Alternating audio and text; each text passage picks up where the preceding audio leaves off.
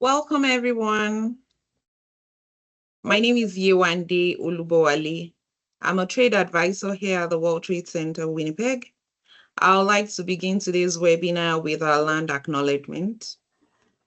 We acknowledge that we are gathered on the lands in Treaty 1 territory and that Manitoba is located on the traditional and ancestral lands of Aninishinabe, Aninishinebu, Iniewu, and Denesoline and Dakota Oyate nations. We acknowledge that we are also on the homelands of the Red River Métis and that northern Manitoba includes lands that were and are in the ancestral lands of the Inuits. The World Trade Center Winnipeg team respects the treaties that were made and on these territories and acknowledges the harms and mistakes of the past and present throughout our nation. Thank you for joining our webinar Doing Business in the U.S.A. for Manitoba Companies, which will be presented today by Rays Patgakan, Jessica Jense, Desiree Katz, and Andy Chow from MLT Akins. Before we begin, I'd like to share a few housekeeping items. Please send all your webinar questions directly to the chat box at the top of the screen, and the team will try to answer as many as they can at the end of each session. For all logical questions, please send them directly to the chat box, and I'll answer your questions as soon as possible. You would also receive the recording of this presentation within the next week. Now it's time to start our webinar. I'd like to introduce to you our speaker, Rays Patgakan. Ritz Patakan is a partner focusing his practice on Canadian corporate immigrations. So welcome, Ritz. Please, can you introduce the other speakers as well? Absolutely. Thank you so much, Yewande. We're really happy to be here. As Yewande mentioned, we're all from MLT Akins. I'm a partner in the Winnipeg office. And we've got three of my colleagues that will be joining us. We will have three scenarios that we will be talking about, and then throwing questions back and forth to my colleagues. So the first of my colleagues I'd like to introduce is Andy Chow. Andy, could you give a wave so everyone knows who you are? Okay, so that's Andy over there. So Andy is joining us from our Vancouver office, and Andy is quite the rarity when it comes to lawyers. Not only is he a lawyer, but he's a registered Canadian trademark agent as well, which is a designation few lawyers in Canada have, and even fewer in Manitoba, which is why we go to BC for folks like Andy. But that's not all. Andy's also a registered Canadian patent agent, which makes him an even rarer find. And if you think that's enough, he's also a registered U.S. patent agent and a U.S. trademark agent. So when you put these five qualifications together, you get an individual who is rarely seen in Canada. So you think that's it, but then you have to add to the fact that not only is Andy all of those things, he is an intellectual property litigator. So you then now have a person who can draft trademarks and patents on both sides of the border, prosecute patents and trademarks on both sides of the border, defend your company in trademark and patent disputes on both sides of the border, and go on the offense for your company when you have to defend your company in these types of disputes.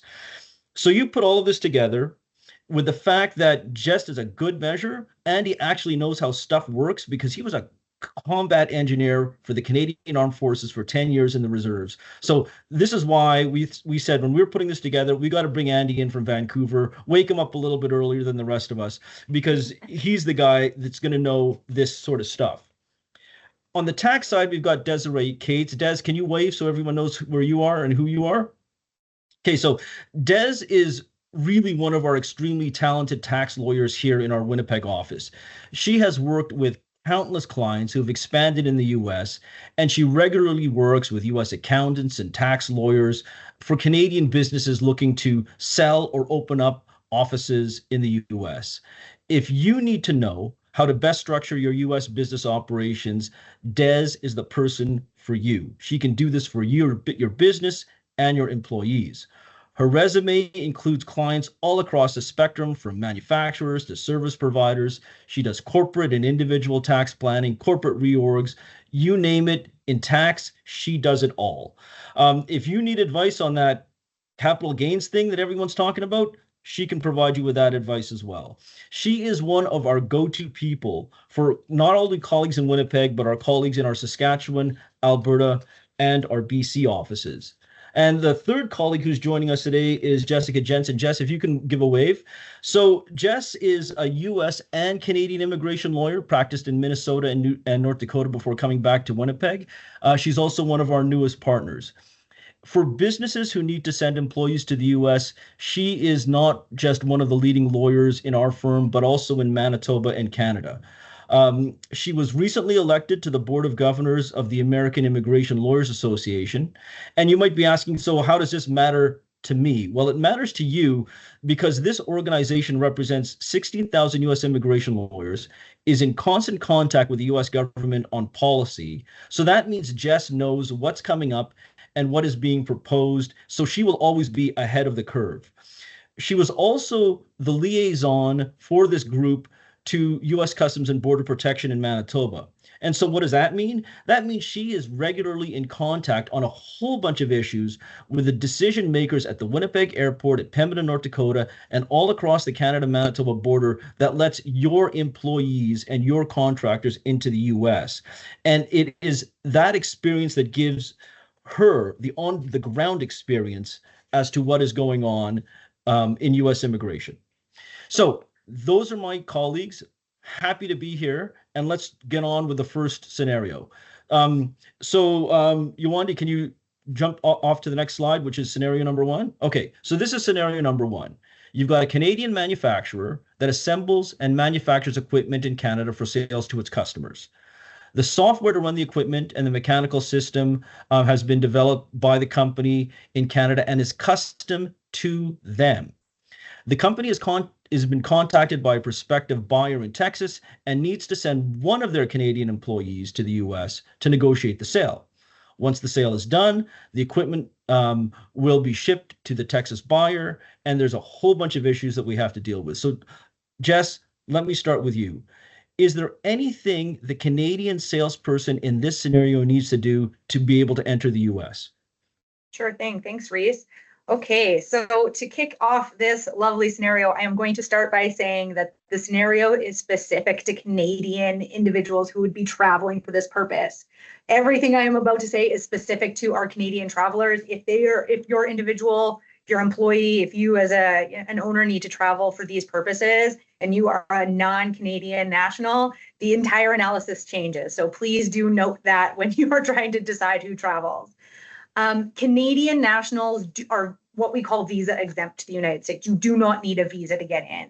Most other countries do require a visa, and if you are one of the few countries that have the visa waiver program, you still have an online filing you need to do before you go. So for Canadian nationals, this is actually not as big of a deal as if you are from any other country. So for our Canadian individuals, the next thing we need to determine, decide, look at before an individual can travel is what activities they are going to do in the United States. If you are going to the United States for work, you need what we call a status, because we don't have visas, a status in the United States that allow you to work. The other option for traveling to the US for these types of purposes is if you are traveling as a business visitor. Business and work are two very different things. If you are talking about work, if you are talking to clients, if you are meeting with people, those usually fall under what we call business visitor activities. If you are installing, if you are selling, if you are doing any other activities that actually involve the work, the hands-on materials, anything like that, the business visitor status is likely not for you. So for business visitors, negotiating a contract, negotiating a sale, business meetings, conferences, client site visits, meeting with clients, those sorts of activities all qualify.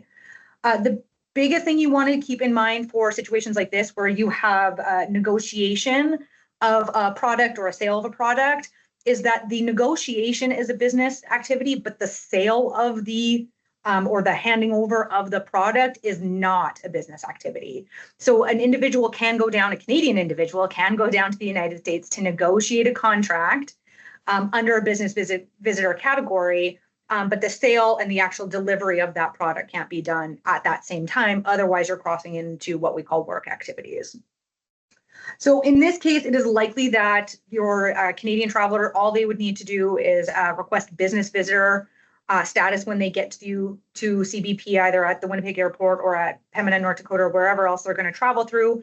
They're going to indicate that they're not traveling as a tourist visitor. They're going to indicate they're traveling as a business visitor to those CBP officers, and those CBP officers are likely going to ask them some questions about what it is they are doing once they get to the United States, confirm that they really are business activities and not work activities, and assuming that's the case, they'll enter them as a B1 status rather than a B2, which is for tourism.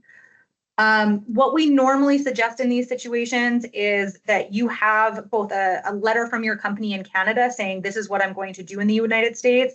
This is why it's a business activity and not a work activity. And here's who you can call if you have questions.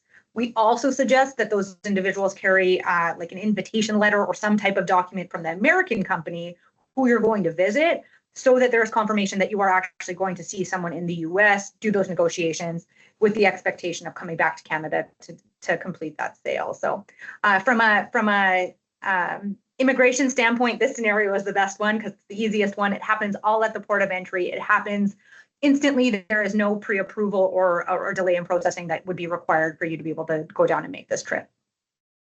Thanks, Jess. Just so all of you know, we actually have a couple of ebooks that our law firm has on our websites on U.S. immigration. It goes through a little bit of a wall. You got to put your name and all of that kind of stuff. Our contact information will be at the end of these slides. If you want to send me an email or Jess an email or any of us an email, just put in WTC ebook, please, and we'll send you those U.S. immigration ebooks so you can take a look at them. Next question. So, Andy, I'm going to go to you on this one. And so let's assume for the moment that the company has all the necessary Canadian patents. So all the Canadian patents are there. If the Canadian company, though, sells their equipment to U.S.-based customers in the U.S., does the Canadian patent protect them? Thanks, Reese. That's a very good question. And the starting point, if we consider the ownership of the Canadian patents, is to look at what protection the Canadian patents offer. For that, we're going to the Canadian Patent Act, and Section 42 of the Patent Act provides the patent owner with the exclusive privilege, right, and liberty of making, constructing, and using the invention and selling it to others to be used. That right for a Canadian patent is limited territorially to Canada. There are some instances, though, and one of them is this court-created doctrine called the Saturn Doctrine, which can, in some ways, extend patent protection, if you will, to beyond the borders of Canada. Under the Saturn Doctrine, if a patent protects a process, if it's directed to the process, and let's say, for instance, the piece of equipment here, the process that the equipment manufactures a particular product. So the equipment might be shipped to the United States. It uses the patented process under the Canadian patent, and then the resulting product is shipped back into Canada. That manufacture is occurring outside of Canadian borders in the United States. The process is occurring in the United States, but the courts have developed this doctrine to say that despite that, it's depriving the inventors of the full enjoyment of the monopoly, so it may be considered patent infringement of the Canadian patent if the product made by that process outside of Canadian borders is shipped back into Canada. Now, in terms of what is protected, generally I consider what competitors are going to do. So competitors with all the Canadian patents in place wouldn't be able to manufacture in Canada and ship to the United States. That would be infringement in Canada, and the patent owner can sue for patent infringement in Canada. Now, if there's no patent protection in the United States, we would have to consider what potential competitors could do in the United States. They could set up a facility there to manufacture a competing product within the U.S., the country of the United States, and they could use that equipment there. There's nothing that the Canadian patent would be able to do, assuming it's the product's not shipped back and we're not captured by the Saturn Doctrine, to stop that activity in the United States. The same holds true if someone in Europe or Asia manufactured this equipment and shipped it to the United States. The Canadian patent there would not be able to stop that activity. As a final point, I tend to view patents as swords rather than shields. And what that means is as the patent owner, you have the right, there is no right, sorry, correction to that. There is no right to sell the equipment covered by the patent. There's only a right to exclude others. So you can stop others from infringing on your patent, but you can't go to a US court if someone else happens to have a US patent that covers something in the equipment and sues you for patent infringement. You wouldn't be able to bring your Canadian patent, or if you had secured a US patent, to the court and say, I have this patent, you can't sue me. That doesn't work. The patents are not shields. The important thing to think about in terms of US patents as well is that there are strict timelines that apply. So if you've secured the Canadian patents already and gone through the patent process, it may be too late, depending on the circumstances of when your Canadian application was filed and when the invention was first disclosed. It may be too late to file and secure a US patent. So that's something that you'd want to consider right away and get some advice on. Thank you very much, Andy. So Des, let's talk a bit about tax. So you got the equipment, it's sold to the US customer, and obviously the company wants its money. What are the tax concerns here that might affect a pricing decision when you're setting the price as the Canadian company? Thanks, Reese. So yeah, there's several tax concerns that might affect your decision when determining how much you want to price your product for the US market.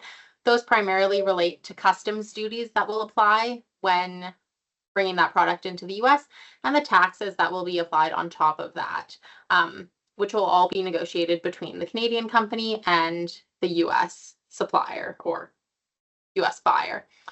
So under customs duties and taxes, when importing equipment to Canada from Canada into the US, customs duties may apply based on the classification of equipment under the harmonized tariff schedule of the United States. So you need to look at that and see what class the equipment that you're bringing in falls under, and that dictates the duties that will apply to that equipment. The duty rate depends on the type of equipment and its country of origin, which in this case would be Canada. And additionally, import taxes such as the merchandise processing fee, MPF, may also apply. So those factors should go into what decisions you're making when pricing your product. Sales tax and use tax will also come into effect. So depending on the state where the equipment will be used or stored in the USA, sales tax or use tax may apply.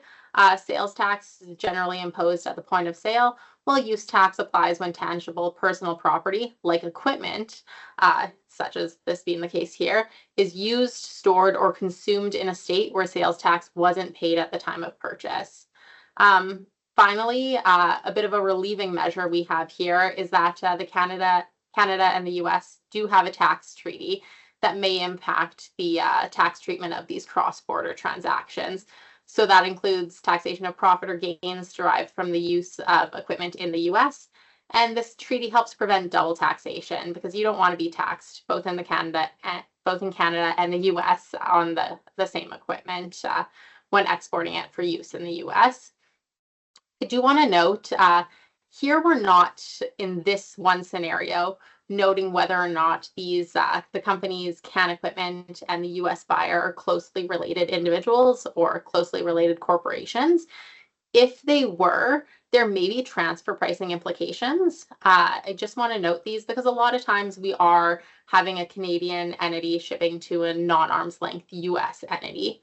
So both Canada and the US have transfer pricing regulations to ensure that transactions between related parties are conducted at arm's length prices. So similar to what would be charged between unrelated parties.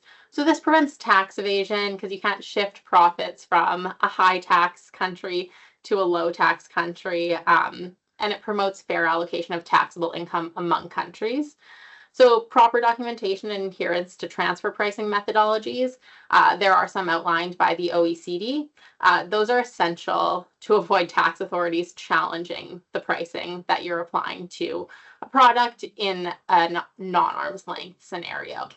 If these two companies are arm's length, not so much of a concern dealing with transfer pricing because you're deemed to have negotiated a fair value for the products. But yeah, so in summary, you want to consider customs duties, taxes, and whether there's any tax treaties that might minimize the impact of those customs duties and taxes when exporting your products from Canada to the US. Thanks so much, Des. I don't see any questions in the chat, so I guess we'll just move to the next scenario. So Yewande, if you could flip it to the next slide. Okay, so this is about service providers. So you've got a Canadian service provider that provides consulting services to clients and now wants to get into the US market. A number of their services are offered remotely from Canada to the US based customers, and customer data, consulting services, they're all delivered across Zoom, Teams, email, whatever you can think of. While most of the services are delivered remotely, from time to time, some of the Canadian consultants need to travel to the US. And so let's talk about some of the issues the company has to deal with here. So let's start on the tax side for this one, Des. Got a couple of questions for you.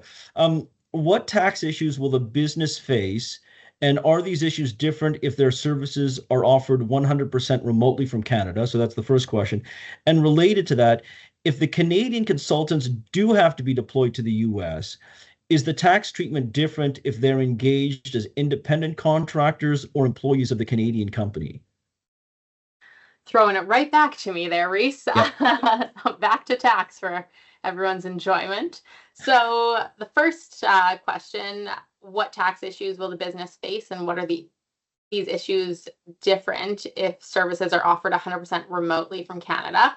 So this is a scenario that's becoming more and more popular, especially since COVID. We're seeing more and more of these online services being offered from Canada to the US, and a lot of times US coming into Canada. I don't know if people have heard of like Better Health, but that's like psych services being offered from the US to Canada. So very, very popular and great question. So looking at the services provided remotely from Canada to the US, there are several tax issues and considerations. Tax is always going to be an issue when we're dealing with cross-border transactions. So first of all, income taxes, in this scenario, CAN services will need to consider income tax implications in both Canada and the US. So generally, income earned by a Canadian resident from providing services to US clients will be subject to Canadian income tax. However, CAN services may also have US tax obligations if it meets certain criteria for having a permanent establishment or nexus in the US, and that potentially will subject it to US federal and state income taxes. So expanding a bit on that permanent establishment concept, providing remote services to US clients may trigger a permanent establishment for the Canadian business in the US. Not likely. There are some factors that we look at to determine permanent establishment, including a fixed place of business in the US or having agents in the US who exercise authority to conclude contracts in the US, being two of the factors that we generally see coming into play when determining that permanent establishment. There are several others that are listed under the tax treaty, but those are two of the big ones that we often see. So providing services, including consultancy or managerial services in the US through employees or other personnel who are present there for a certain period of time, could establish that permanent establishment and subject the Canadian business to US tax. Again, we may see withholding tax come into play here. So there is the treaty that provides us some relief on that withholding tax, but fees for technical services, including remote services, are subject to withholding tax in the US unless an exemption applies under the treaty.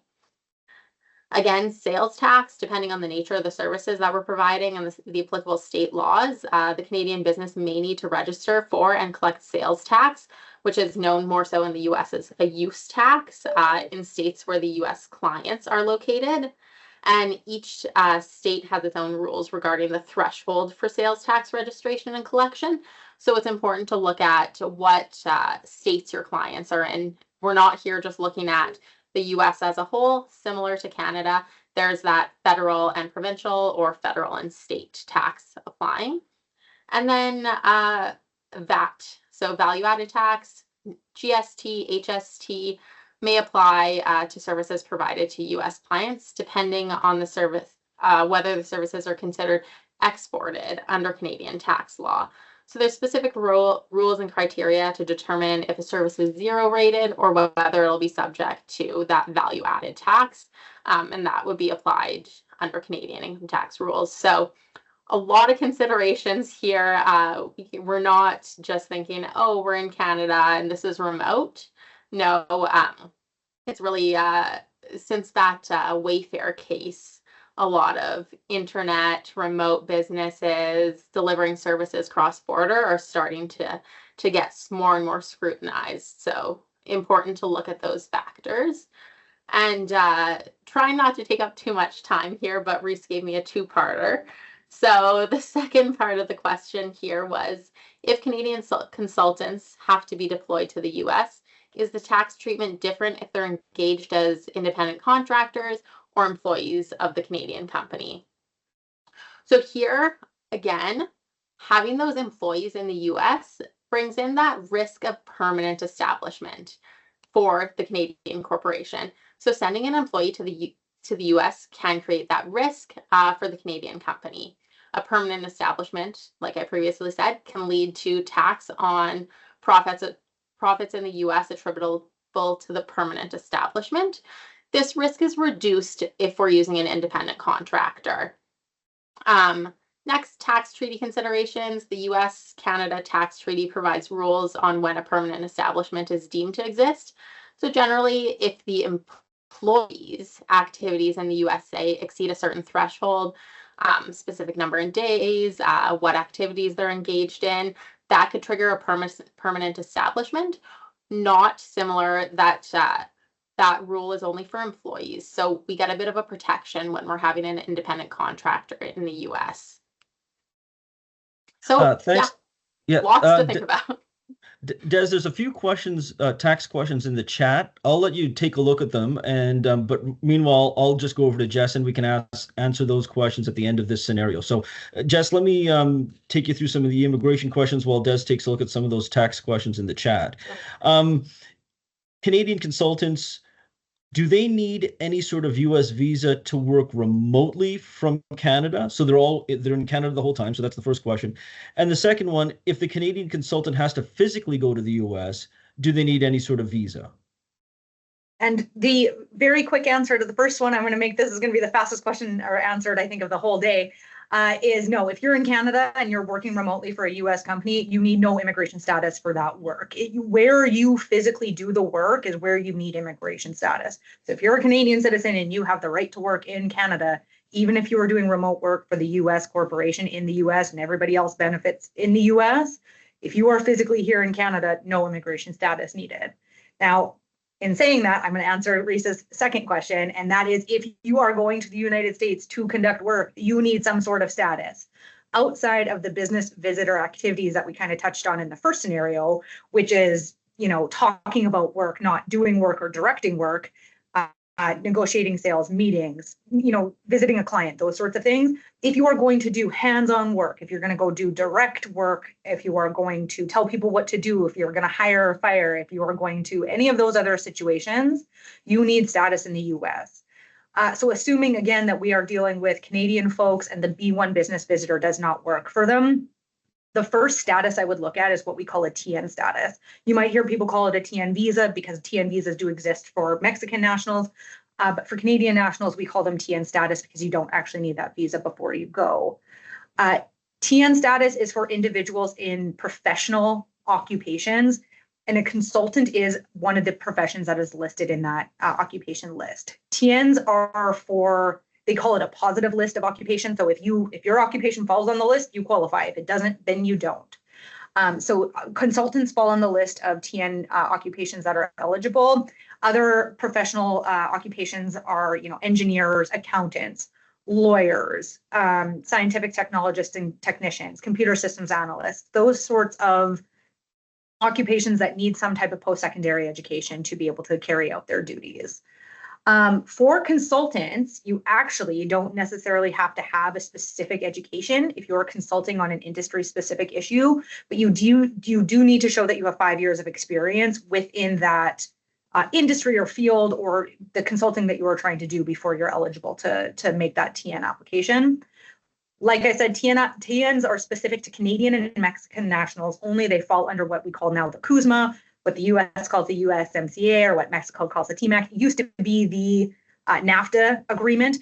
So that is why it's only used for Canadian nationals or Mexican nationals going into the United States.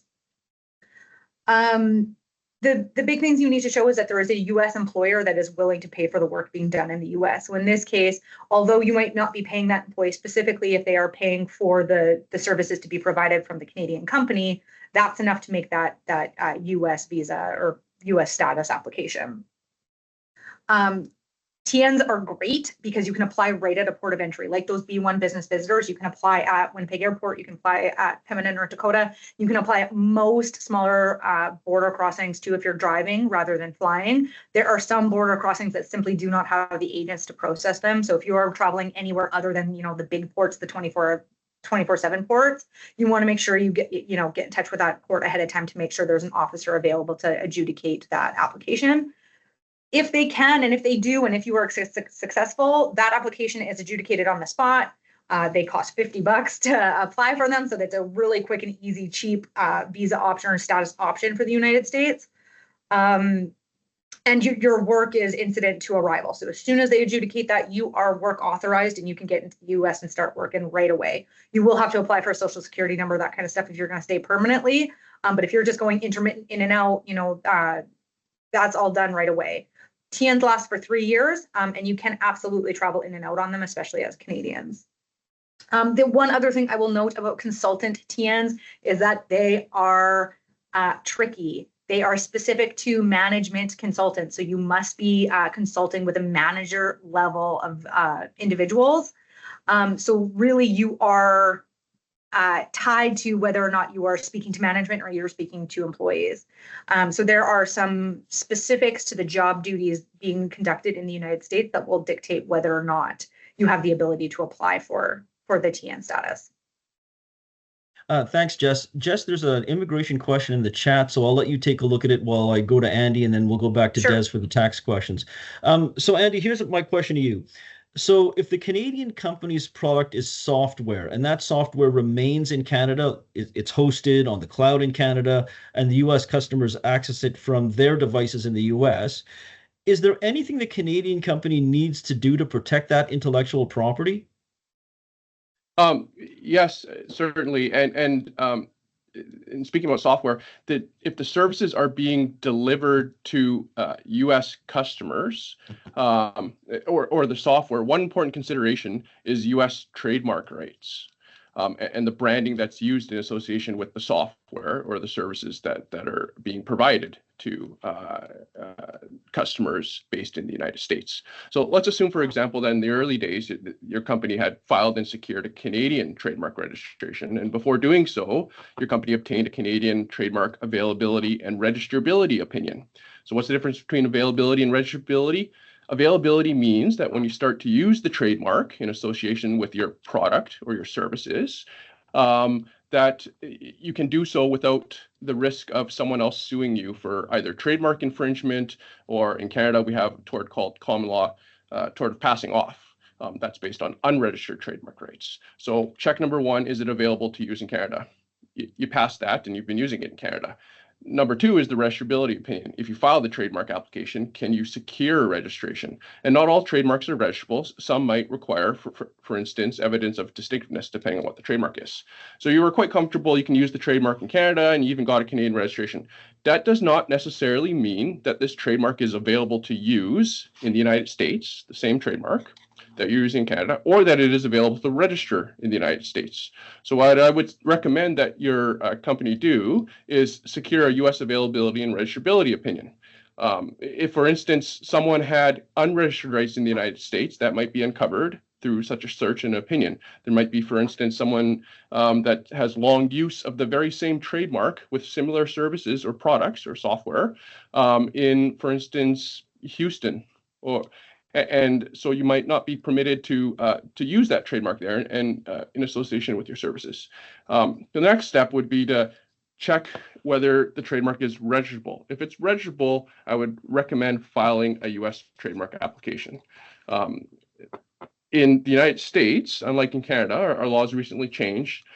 You do have to specify a filing basis as part of your U.S. application, and that could be based on use in commerce. So in the United States, an intent to use the trademark in commerce, but you may also be able to rely on your Canadian trademark registration or application, if you have a pending application, as a filing basis. So in working with the U.S. attorney, steps would be to check whether that trademark is clear and available to use in the United States, and if so, to secure registration. If there are conflicts, that there can be some strategy in approaching those, avoiding them, and so it would be a good recommendation to just check the U.S. trademark rights.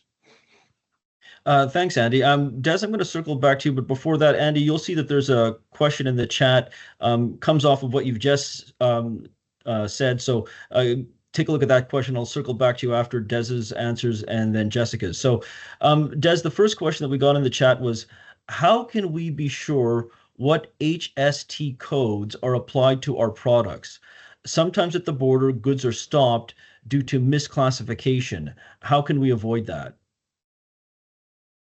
Yeah, so looking at the guides for classification of exporting products is very tiresome. You see 100 different codes and you don't know what one actually applies to your product.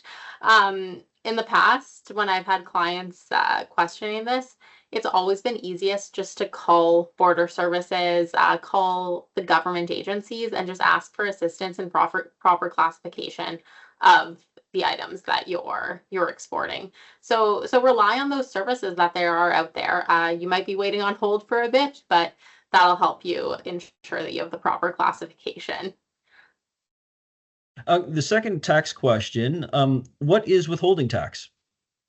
So withholding tax is a tax that's applied by a local government, so Canada or the U.S., on exports or distributions of profits from one country to another.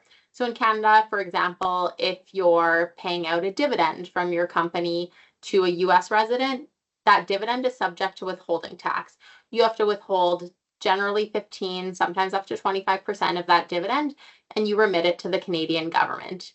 The individual that was to receive that dividend that you've taken 15 or 25% tax on, then has to prove to the Canadian government that they paid tax with their local authority, so the U.S. taxing authority, that there's a treaty in place, and then they can get a reimbursement on that withholding tax.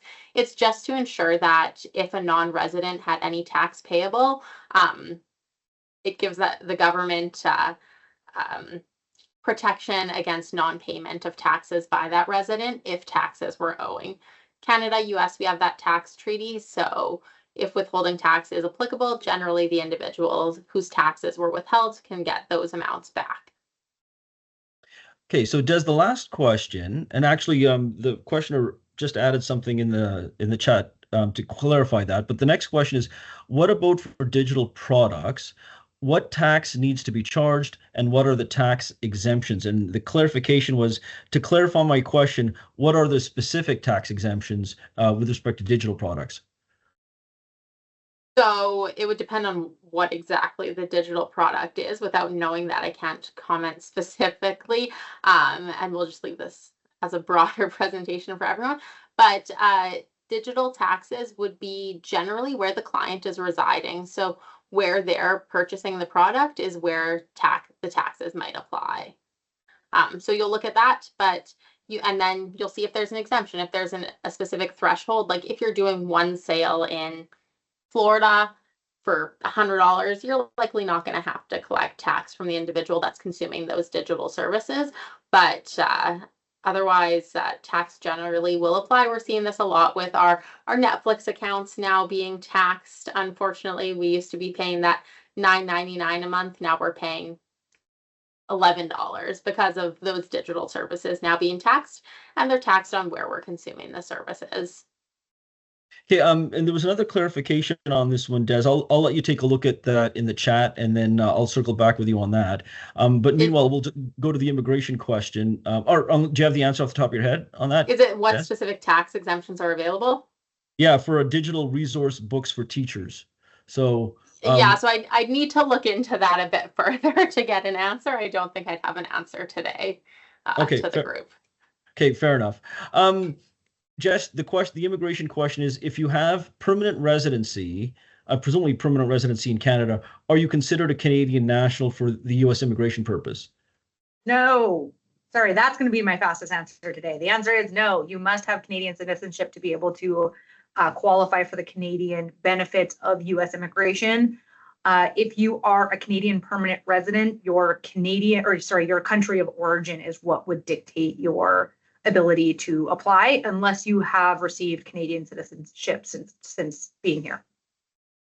Thanks, Jess. Moving on to Andy, the question in the chat is, what is the difference between using and registering a trademark, and how would use of a trade and how do you use a trademark without registering it?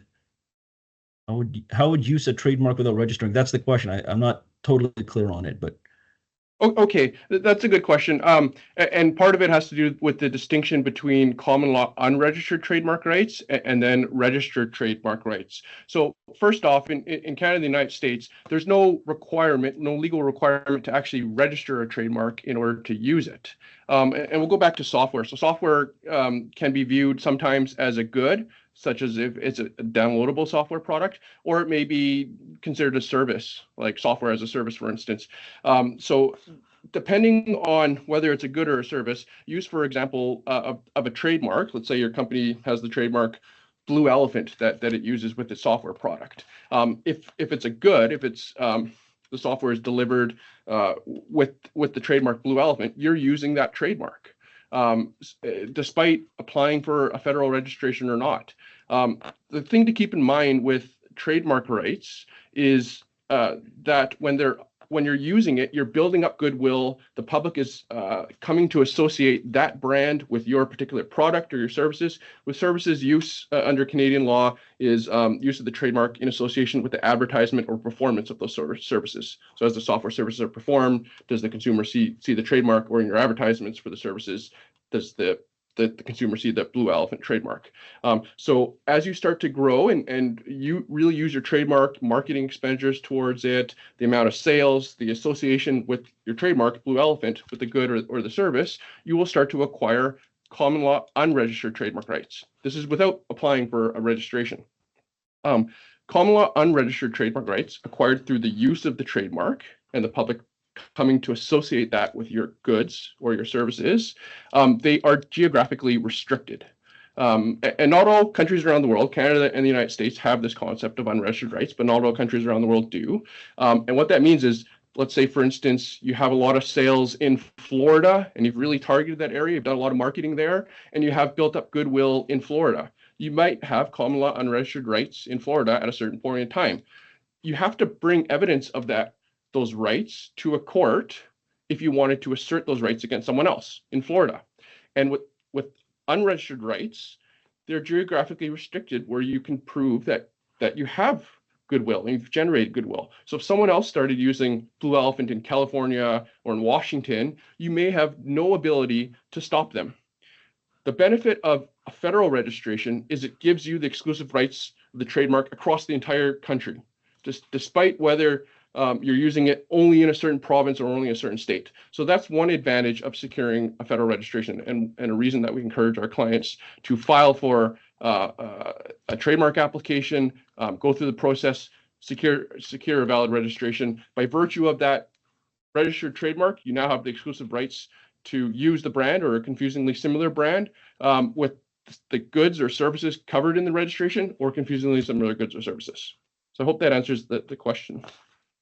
Okay, thanks, Andy. There were a couple other questions in the chat, one about running an SD store on SD Canada, and another one about a sole proprietorship. And I believe those are both visa questions. So Jess, if you can take a look at those, and I'll circle back to you so you can give that some thought. But meanwhile, I think we'll just go with some time running out. If we can go to scenario number 3, Yewande, that would be great. Okay, so here's the last scenario that we're talking about today. So it's after a few months, the companies we've been talking about have found so much success in the US that they realize the best way for them to grow is to actually expand in the US, because this is where the majority of the revenue is now coming from. Their new structure sees the company splitting work amongst employees in both countries. So design and consulting work are now done by teams on both sides of the border. On the manufacturing side, equipment manufacturing starts in Canada, but it's finished in the US. And let's talk about some of the issues in this scenario. And Andy, I'm just going to start with you. So, with full-blown operations now in the US, what sort of processes need to be added to protect the company's intellectual property there?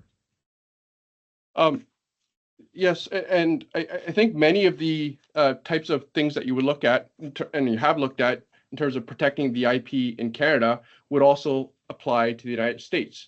And so the first thing I would do is to go through the different forms of intellectual property rights that you may have acquired in Canada, and to consider whether you have protection in the United States, and if not, whether you could still obtain that protection. Because in some cases, with particular types of rights, there are deadlines. And so you want to start looking into that as soon as possible, because if you need to file a particular US application by a certain time, then you need to know what that deadline is and get that type of right filed. So copyrights I would take a look at. They protect original works. So your manuals, for instance, that might be associated with your machine or your equipment, photographs, brochures, software. So all those sorts of things, if there are particular pieces of works that you think are valuable to your business and then others might reproduce without your permission, then look at securing a copyright registration in the United States for them. Patents, we've touched on that. There is under US law, there is a 1-year grace period for inventor-derived disclosures. So to the extent that there has been a disclosure of the invention already, for instance, through the publication of a Canadian patent application, you may be out of time, depending on the dates, to file a patent application in the United States. We also consider improvements to the invention. So as your company is continuing to work on improvements to their existing technology, keep in mind the possibility of exploring a US patent application to cover those improvements. Trademark protection, we discussed, have a look at that. There's also industrial designs. They're known as design patents in the United States. There is a 6-month priority period available through the Paris Convention. What that means is if you filed a Canadian application within the past 6 months, you can file a subsequent US design patent application, and the USPTO will treat the filing date in the United States as the Canadian filing date, which has some advantages. Take a look at your NDAs and your IP ownership clauses for any employees and contractors that you have, and then make sure you've got the appropriate security measures in place to protect trade secrets, limiting access to information, again, confidentiality obligations and employment agreements, making sure any third parties that you do business with, that if there are trade secrets to be revealed or discussed, that the first cover, you have an NDA with those third parties. And then just basics of protecting your trade secrets, lock and key, securing them, safely securing them, such as with encryption, marking documents with confidential. All those things are different ways that you can help to protect those trade secrets. The important thing, again, is take a look at, review at your Canadian IP, consider whether some of those you could obtain US rights and you have US filings. There are some strict priority deadlines. For patents, it's 12 months. For trademarks, it's 6 months. So you do want to get in touch with your IP counsel as soon as possible to see what you can do. Now, Andy, just one more question. When you talk about an NDA for employees and others, that stands for non-disclosure agreement? Yes, non-disclosure agreement. Okay. Des, next question to you.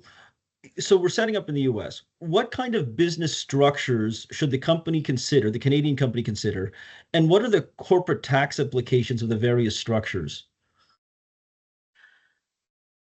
Big question there, Reese. So I could probably write a 20-page memo, and every corporation that I work with usually gets about a 10-page memo on the best structure. So here I'm just going to try and keep my answer brief, being aware of the time that we're at right now. So for this corporation, I'd likely recommend that they establish a U.S. subsidiary corporation, likely a limited liability corporation, also known as an LLC. Jurisdiction, they're doing business in Texas, but whether or not they want to um, incorporate in a different state, there's considerations that me and U.S. counsel, U.S. tax advisors, Canadian tax advisors, we would have discussions with the client on. Often you see Delaware corporations, usually just easy to administer your corporation there. Not so much for tax reasons, just administrative purposes. They're a pretty easy state. I work with a lot of Arizona corporations as well. Again, just easy to administer your corporation through that state. Doesn't have anything specific to do with where you're doing business like it really does in Canada. So you register your corporation there, and then again, you would get a ability to do the business there. Some of the benefits, like it says, limited liability when you have a corporation. So that's always good for creditor protection. Subsidiary is treated as a separate legal entity, so that shields the parent company, the Canadian company, from any liability arising from the U.S. corporation. So it makes it two separate entities from a liability perspective. Subsidiaries are subject to U.S. corporate or pass-through taxation in the case of an LLC. Canadian tax rules may also apply depending on the structure and operations of the company. When repatriating income to Canada, I always work with clients to ensure that it's not going to a sole proprietor in Canada. You want to have it going to a Canadian corporation when you're repatriating income. You want to have it go corporation to corporation. That's the best for tax efficiency and the ability to distribute funds across borders. Generally would not recommend doing this through a sole proprietorship in the U.S. We really want that corporate protection. Another structure you might want to consider is just having a branch office in the U.S., registering the company's business in the U.S. without creating a separate legal entity. If your sales in the U.S. are pretty small, that might be something you would consider, but then you're not afforded that corporate liability protection. And generally, you're subject to the tax treaties that come into play, so you won't be double taxed if you have that Canadian operating company and the U.S. subsidiary. So yeah, good to do it through a corporate structure, but again, I've really just talked about corporations and branch offices. There's a myriad of other structures that we could look at here, but that's usually where my discussion would start, with Can Equipment and Can Services and their U.S. subsidiary. Okay, thanks, Des. Jess, the last question, probably the last question with the time, it'll go to you. And if you could also incorporate the answers to those other questions as well. But just generally speaking, so you've got the Canadian companies setting up in the U.S. Can the Canadian companies even send Canadians down to work in the U.S.? And if so, how do they do it? Yep, they can. In these scenarios, it's going to matter less whether or not you're a Canadian applicant or, if you're a national of another country. Most of the other visa options you have for doing work, actual physical work, if you're going down to do your job in the U.S., aren't specific necessarily to Canadians like the TN was. But the processing of those visas or those statuses are a lot different. So your citizenship will matter in determining that. But from a very broad perspective, once there is a U.S. entity established and that company is set up, and if there is a qualifying relationship between that company and the existing Canadian company, we can start looking at a list of different visa options. The most common that we deal with anyways, and again, this is what we do, like Des said, this is what I do on a day-to-day basis, right? We take your specific scenarios in, we see what you got going on, we see what you want to do, and then we help you build a strategy to get to the visa option that makes the most sense for you. So in this situation, I'd probably start with looking at the L. If the Canadian company and the US company have been in existence for at least a 12-month period, that employee has been with them for at least a 12-month period, it's absolutely possible to send an intra-company transferee, is what we call them, from the Canadian institution to the US institution. Those people can go live there, move there, work there full time. There's some caps on how many years you can get that visa for. But the option to just travel intermittently, if you need to go down for 1 week at a time to go do that business and then come back, that's an option too. So that we would start with that L1 intercompany transfer option to see if it exists. If it doesn't exist, if the company structure doesn't make any sense, there's also what we call an E1 or an E2 visa option. Those are treaty-based visa options. So Canada does happen to have a treaty with the U.S. for that. If you're spending enough money and investing in that U.S. subsidiary or U.S. Affiliated company, that investment works for the E2. If you are doing enough trade with the United States, that might be enough to solidify an E1 visa option. So there are, like Des said, there's a myriad of options, visa options, status options, there's H1Bs, there's other options for folks going down to work. But really, we would take your individual situation, figure out what makes the most sense, strategize to make sure that the companies are related in such a way that it allows for those visa options to exist. And then once the time has passed or once all the eligibility requirements have been hit, then we make those visa status applications. So to answer both questions in the chat, yes, both of those options are possible. It would just be a matter of making sure that the companies are set up the way they need to be set up in order to do so. And same with CAN equipment and CAN services. We would want to make sure that DES gets them set up in such a way that it makes sense for the visa options to follow after the tax considerations are in place. Andy, you got your hand up. Let me give you probably the second last word, or maybe the third last word on this. You're on mute. In looking at the scenario 3, I did want to quickly touch on two points, and this is regarding kind of employees who or others who are inventing both on the Canadian and the U.S. side of the border. And there's some particular U.S. legislation that may apply and that you may need to get some guidance on. One is the Bayh-Dole Act. And so that's for, in the United States, if any of the invention is done through federal grant or other federal funding, for instance, if there's a U.S. student at a U.S. university, this legislation might apply. And so there may be some advice that you need to secure regarding ownership and government margin rights, for instance. So keep that in mind for any U.S. employees or contractors that are working on your technology. The other thing is there are some countries in the world that actually have a requirement that you file in the home country first when inventions are created in that country, or that you obtain what's called a foreign filing license in order to file in other countries. So if there are U.S. inventors that are involved in creating the technology and they're based in the United States, you would need a foreign filing license in order to file outside of Canada. So typically with the Canadian clients, Canadian inventors, everything, we could file in Canada first and the U.S. second. If there are some U.S. inventors, you have to consider that, file in the United States first, and then obtain the foreign filing license, then you can file abroad. So 2 quick points of that. Okay, thanks, Andy. So, Yewande, I'll hand it back to you, but one more thing. Again, if you want to get a hold of our U.S. immigration ebook, just email us. Put WTC ebook, please. So you can email me, I guess, if I'm at the top there, or any of us. Put WTC ebook, please, and then we'll email you a copy of that U.S. immigration ebook. And if you have any other questions, we'd love to help you out. Yewande, why don't you wrap it up for all of us?